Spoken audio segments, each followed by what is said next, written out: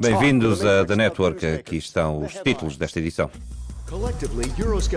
Se as sondagens estiverem corretas, os partidos eurocéticos à esquerda e à direita vão tornar-se uma grande força no Parlamento. Qual será o impacto na política da União Europeia? Os eurocéticos podem ter uma palavra a dizer no Parlamento e na Comissão. Será que a UE se vai tornar ingovernável e será isso que pretendem? Será que os eurocéticos podem forçar uma política de imigração mais dura, o protecionismo e um desmantelamento dos regulamentos da UE para a criação de um mercado único europeu? Por é que as eleições para o Parlamento Europeu são muitas vezes um voto de protesto que elege políticos de segunda linha? Como convencer os eleitores que o escrutínio deve representar mais do que isso? Nesta edição de The Network está Philippe Claes, do partido eurocético belga Vlaams Belang, no Parlamento Europeu, agora candidato ao Parlamento Nacional. Sophie Heine, que dirige a filial belga do Partido Federalista Stand Up for Europe nas eleições para o Parlamento Europeu. E Doro Francesco, diretor de políticas e cofundador da Vote Watch Europe, uma escola de pensamento a monitorizar as eleições. Uma pergunta para todos, começando pelo Philip. Os eurocéticos são apenas eleitores em protesto ou a questão é mais profunda? Sim, claro que é mais profunda. Não podem ser descartados como sendo eleitores de segunda categoria. As pessoas que votam nestes partidos querem algo positivo, querem soberania nacional, querem a cooperação europeia assente no comércio livre, mas baseada na independência dos governos nacionais, e querem mais transparência, mais democracia e uma maior prestação de contas aos eleitores. More transparency, more democracy and more accountability to the voters. Sophie? Concordo que é algo mais profundo do que apenas um voto de protesto. Em parte é um voto contra a política nacional também. Reflete uma desilusão profunda em relação à política. É um voto de protesto contra a forma como a política funciona neste momento. Há razões objetivas que levam as pessoas a serem eurocéticas hoje em dia. Acredito que a análise está parcialmente correta, mas as soluções apresentadas estão erradas. Doro, trata-se de um voto de protesto ou é algo mais profundo? Esta tendência eurocética veio para ficar? É claramente um voto de protesto, mas as razões para tal podem ser diferentes. Considerando que, em alguns países, como nos do Sul, as pessoas inclinam-se para a esquerda e para a extrema-esquerda para votar contra as medidas de austeridade, contra as medidas que se associam com a Comissão Europeia. No norte da Europa, o motivo é diferente. Associam a imigração à Comissão Europeia e protestam porque consideram que existe uma imigração excessiva. Em todo caso, pode dizer-se que é um voto de raiva. Acha que podemos dizer de forma concreta que os partidos eurocéticos podem ter uma palavra a dizer no próximo mandato? Philip. Sobre isso não sei, mas os partidos eurocéticos e nacionalistas vão desempenhar um papel mais importante no Parlamento Europeu do que aquilo que tem acontecido até agora. Vão querer ter influência na escolha dos próximos líderes, certo? Sim, mas não apresentamos um candidato para a Comissão Europeia porque queremos que a Comissão desempenhe um papel completamente diferente daquele que desempenha hoje. Queremos mais poder para o Conselho Europeu. Os Estados-membros devem ter muito mais a dizer. Sophie? É importante recordar que o Parlamento Europeu não é a única instituição e esperamos que a Comissão e o Conselho não sejam tão eurocéticos.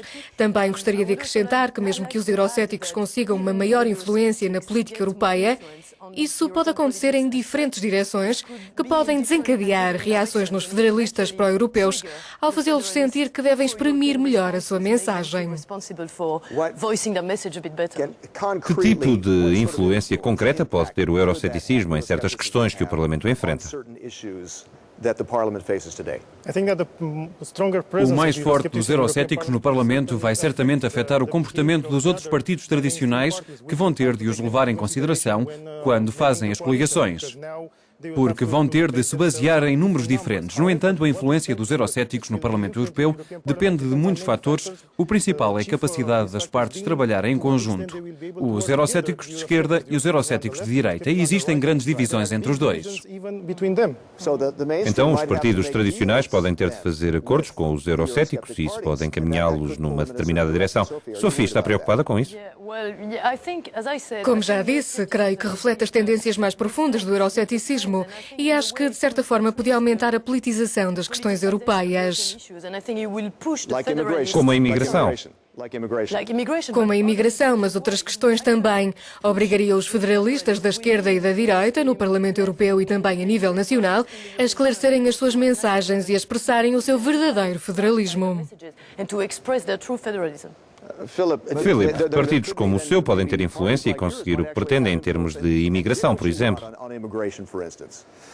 Quando se vê que já não existe controle nas fronteiras internas da União Europeia e que as fronteiras externas também não são controladas o suficiente, isso provoca uma série de novos problemas. Queremos que os Estados-membros decidam novamente quem entra e em que condições. To control their own borders and to decide who is coming in and under what conditions. Faz sentido, mas os principais partidos argumentam contra si. Doro, acha que os partidos eurocéticos, como o do Philip, estão a fazer um esforço para comunicar melhor? Será um problema de comunicação? Estou certo que os partidos tradicionais não estão a fazer um bom trabalho em termos de comunicação, porque se o fizessem, os eurocéticos não teriam um número tão elevado de lugares. Vai ser interessante, porque os partidos tradicionais vão ter de escolher entre fazer alianças com os eurocéticos ou fazer grandes coligações entre si, o que vai alimentar ainda mais o euroceticismo. Ok, Sophie, o que acha? Não acho que seja só um problema de comunicação, é também um problema das políticas que foram postas em prática pelos partidos tradicionais. Por exemplo, no Stand Up for Europe não concordamos com o tipo de Europa que temos e acredito que a maioria dos cidadãos também não concordam. Queremos mais Europa, mas numa direção diferente. O slogan Mais Europa é muito fácil de criticar, mas por outro lado, quais são as soluções que os eurocéticos apresentam, como a saída do euro ou o fim do acordo de Schengen? Estas soluções são realistas? Scrapping the Schengen Agreement. I mean, are these really realistic solutions? É claro que são realistas. O que não é realista é manter eternamente países como a Grécia na zona euro, que não preenchem as condições para permanecer. Porque é algo que vai custar muito dinheiro e provocar uma série de tensões, não só nos Estados-membros, que têm de pagar essa permanência, mas também em Estados como a própria Grécia, que têm de implementar medidas de austeridade. Doro, acha que estas soluções são realistas? Acho que não. Considero que os problemas são muito mais complexos e não podem ser resolvidos tão simplesmente, porque os problemas da economia são tão grandes que é difícil considerar que os países podem lidar com eles individualmente. Acredito que os países da União Europeia podem lidar melhor com estes problemas maiores de forma coletiva. Mas se tivermos essa orientação, se seguirmos essa direção com mais partidos eurocéticos, isso não significaria o fim da integração europeia?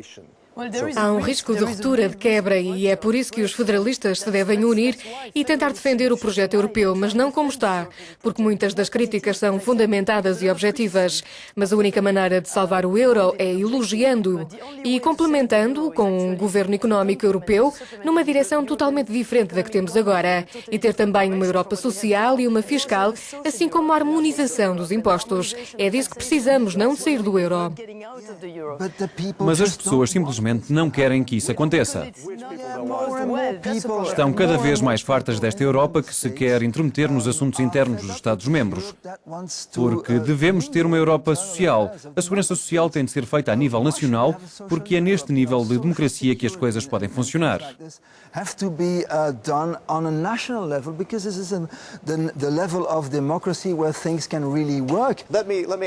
Uma última pergunta, muito rapidamente. Acham que esta tendência eurocética vai atrair os eleitores às urnas ou vai afugentá-los? Or scare the voters to the polls, or attract the voters to the polls? Curiosamente, pode funcionar como um incentivo para os eleitores irem às urnas, porque agora percebem que o que está em jogo nas eleições europeias e para o Parlamento Europeu. Isso vai despoltar ainda mais interesse nos eleitores, tanto naqueles que apoiam os eurocéticos, como nos que apoiam os partidos tradicionais, e fazer com que votem desta vez. Sophie, vai afugentar ou atrair os eleitores às urnas? Acho que deve levar os eleitores a votarem em tendências federalistas que realmente promovam uma outra Europa, não a Europa que temos agora. Espero que isso aconteça. Philip, vai afugentar ou atrair? Vai atrair os eleitores. Acho que agora têm uma oportunidade de fazer alguma coisa. Todos os votos vão contar e eu quero que os votos eurocéticos sejam levados em conta. Muito obrigado. Gostaria de agradecer a todos os nossos convidados, Philip Clay, Sophie Heine e Doro Francesco. Até à próxima em The Network.